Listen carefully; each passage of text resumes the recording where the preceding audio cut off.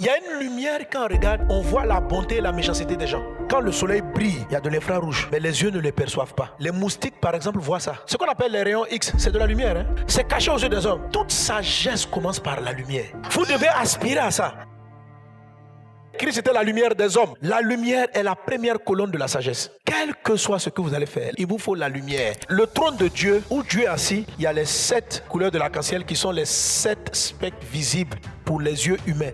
Mais il y en a d'autres. Les scientifiques sont en train de découvrir un à un. Quand ils vont finir, ils vont trouver 12 en tout. Il y a 7 qui sont visibles, 5 qui sont cachés. Par exemple, l'infrarouge, c'est de la lumière. Quand le soleil brille, il y a de l'infrarouge, mais les yeux ne le perçoivent pas. Les moustiques, par exemple, voient ça. L'infrarouge, c'est la lumière qui apparaît quand il y a la chaleur. Ça veut dire quand vous avez chaud, ça se voit. C'est pour ça que vous avez des films, on a fabriqué des lunettes infrarouges. Ça essaie de convertir la chaleur en une couleur que les yeux peuvent percevoir. Dieu n'a pas donné des yeux à l'homme qui voit l'infrarouge, mais Dieu a donné ça à certaines espèces animales. Si vous allez au ciel et puis Dieu vous montre toutes ces choses-là, que vous les amenez sur la terre, en termes d'études sur la lumière, vous allez dépasser tout le monde. Ce qu'on appelle les rayons X, c'est de la lumière. Hein? Toutes les lumières de Dieu voient tout. Le rayon X traverse la peau et va voir les os. Ça veut dire que quand Dieu te regarde comme ça, il voit toutes les 12 sphères. Il y a une lumière quand on regarde, on voit la bonté et la méchanceté des gens. Oui, c'est caché aux yeux des hommes, mais Dieu va te révéler le cœur des gens. L'homme ne savait pas qu'il y avait une lumière qu'on appelle rayon X qui était capable d'aller voir en dessous de la peau et de voir les os. Toute sagesse commence par la lumière.